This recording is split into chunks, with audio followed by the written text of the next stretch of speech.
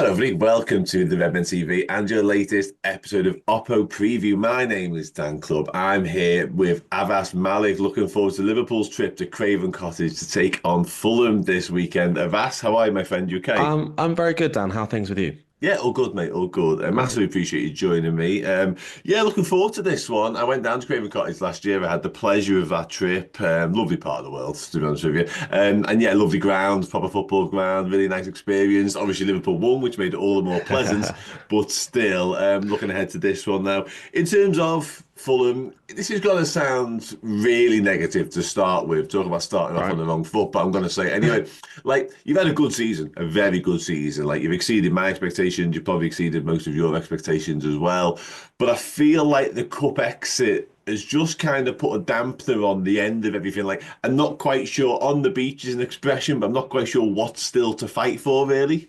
It's a really good point you make because leading up to the Palace quarter final, we were really hyped for what this potential week could bring because winning that game, getting to Wembley without it being a playoff in the Championship, and then playing Arsenal and yourselves, we're thinking, okay, if we can get past Palace and maybe get through these two games, we got a real platform we can create to push on to eighth and seventh and earn Europe the right way as much as through Europe. And what happened on that Saturday against Palace was just massively disappointing. We as a fan base turned up, which is unusual for Fulham, I grant you, but the players just didn't. And the dampener on that, as you say, was that then we just didn't turn up again against Arsenal. And then you look at who we're playing next in the fixture list and you think, oh, give us Ipswich, give us Leicester. And then, oh my God, it's Liverpool. We've only lost one game all season. So it's not the game we're looking forward to most. But on the other hand, you think, could we get up for this one and make this be not necessarily a result, but a performance that can sort of bring us back into that European question was what we're looking for. Yeah, no, definitely. I'm not suggesting, yeah, Fulham aren't done by any stretch of No. imagination, but you've said it there, really. It felt like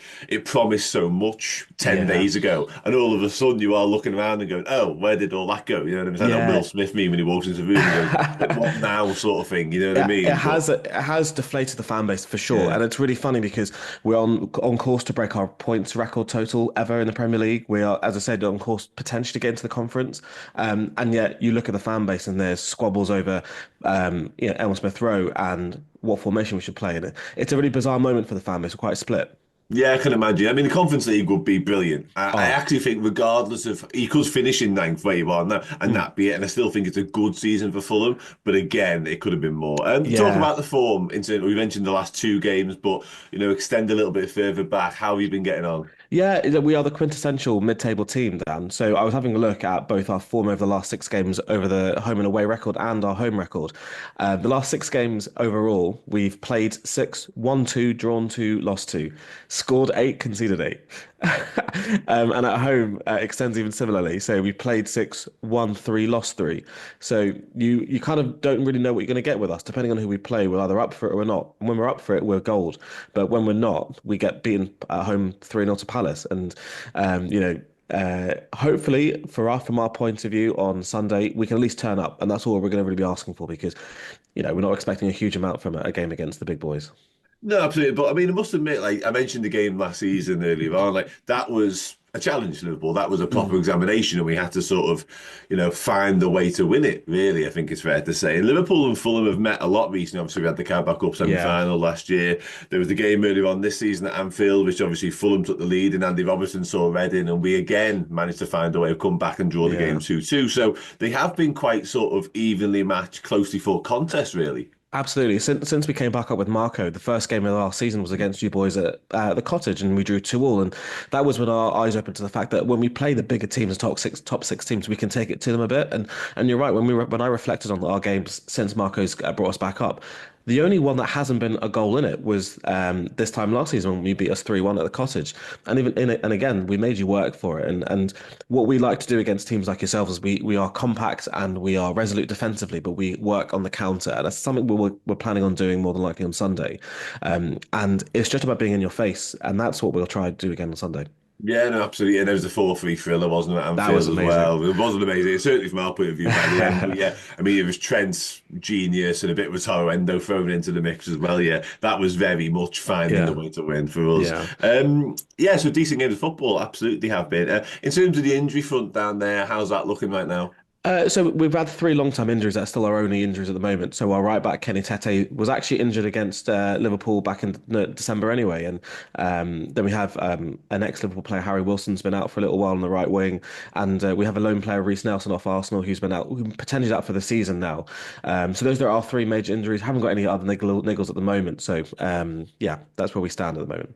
Yeah, shame we'll get to see Harry Wilson. I like Harry a lot. Yeah, he's class. Yeah, I love him. In terms of the key players, really, I guess more generally speaking, but Yeah. particularly looking forward to a game like this, about you often look at somebody and go, right, if we're going to get anything against this team, he needs to play well. Is there an element of that, one or two? Yeah, I mean, like when we think about how Liverpool set up and what we do in contrast, I think Anthony Robinson on that left has got a big role to play, just like he did against Anfield, where I would actually argue he's probably man of the match in Anfield in December. Absolutely. And I think again, if Trent is going to play on that right wing, right back, sorry, at right back and push upwards, that space behind him is what Anthony Robinson's space is going to utilise. And I think if he's on form, then that's where I think we got a lot of our work to do, and all of our attacking front will come from. Yeah, that is absolutely the key area. I think Salah against Robertson will be a battle, of Yeah. course. It won't be Trent. It's going to be.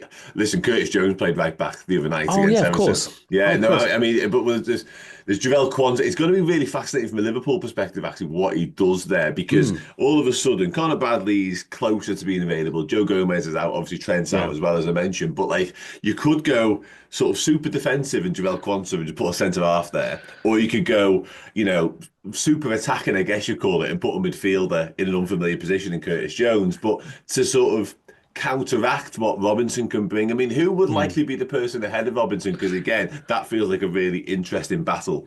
It's a fair point you make. Sorry, I completely forgot that Trent wasn't even available. But either way, it makes it even more important that we have a good player sort of supporting Anthony Robinson at left wing. And so we've got a couple of options generally. With Reece Nelson and Harry Wilson being out, we are a little bit limited. So more than likely, it's going to be Willian, which sounds bizarre to say in 2025 that he's still knocking about. So he came back in the winter, and to be fair, he hasn't done as much as we thought he would, considering last season. So it may well be him. It could also be Alex Iwobi. It's going to be one of the two on that left hand side. The wild card potentially could be Ryan Sessegnon, but it's very unlikely he's going to start. He doesn't. Marco hasn't quite favoured him starting yet. So if I had to predict it, I would put Willian on that left side, Iwobi probably play on the right hand side. So the reason why that's advantageous is not just because of those two, but Emma Smith Rowe will knock about on that left side as well, and they create triangles, which hopefully, if there's like a bit of a vulnerability to that right side of your defence, we're going to hopefully play it around them and get behind and whip some crosses in for Muniz probably to get on the end of. Yeah, okay, interesting. Yeah, like I say that every time Liverpool play a game of football, there's a conversation about the right side versus whoever the opponent's left side is. But I think it's even more heightened now because of, like I Yeah. say, the absentees and the fact we've suddenly seen Curtis Jones drop into it and do a decent job actually midweek in the derby.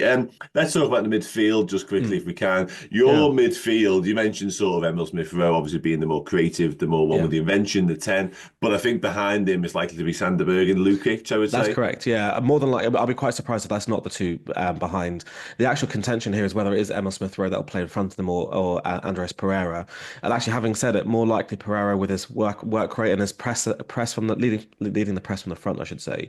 You're probably going to start over Emma Smith Rowe. He's quite like flattered to deceive at the moment. So, but no, Lukic and Berg will be that defensive pairing in front of our centre backs, who, to be fair to them, have been pretty much our best two players this season, bar Anthony Robinson. So, like, I expect a fierce battle between those two. And who would you expect to be in the centre of the park for you boys? More, listen, the Curtis Jones right back thing is a spanner in the works or Yeah, whatever midfield conversation you want to have. But even withstanding that, it feels like it would just be Gravenberch, McAllister, and Dom yeah. Szoboszlai. Especially away from home, he tends to favour Dom Szoboszlai because you Mm, mentioned work rate there with Pereira. Dom Szoboszlai's got that in abundance. Like he yeah. runs and he runs and he runs. He didn't have his greatest game against Everton, but that's his favourite Yeah. midfield three. Ultimately, that's what it boils down to.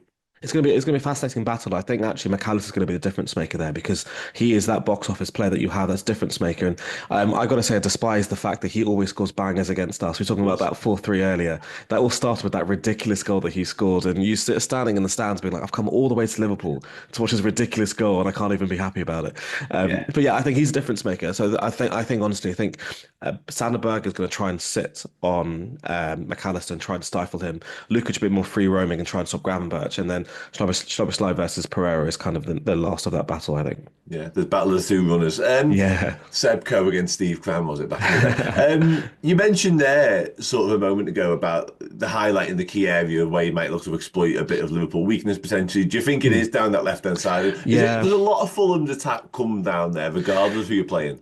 I would say frustratingly, yes. I think we're becoming quite predictable. And I think when I talk about our form being so patchy, it's because teams have essentially worked out what our build-up play is. It's quite slow, it's quite methodical.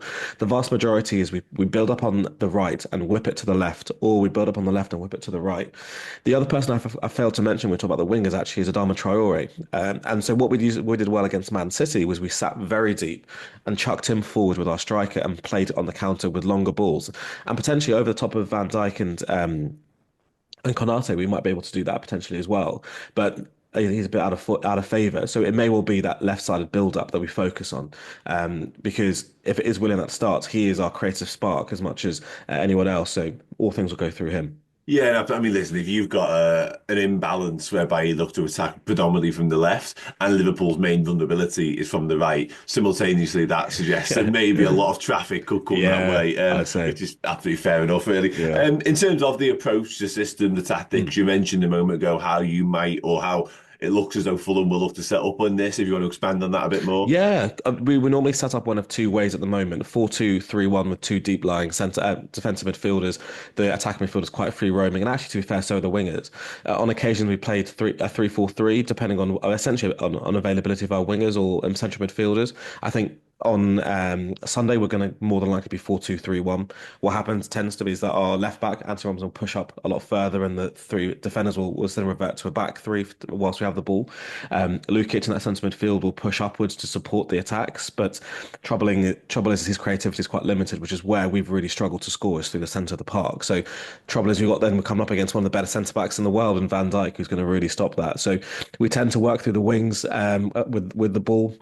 We try to build up around the areas and cross it in from not from the byline but from the edge of the box. It tends to be our way of doing things, and then we get Muniz in the centre of the park just to bully whoever they can. And the trouble we're having at the moment is that we're doing it quite methodically, quite slowly. We haven't got that sort of speed of play and fast thinking. And what I will mention as well is that when we played you guys in the Carabao Cup, we had a really raucous atmosphere that really got us to a position where we could fight for that game, and that's going to be our 12th man potentially if they wake up for the game.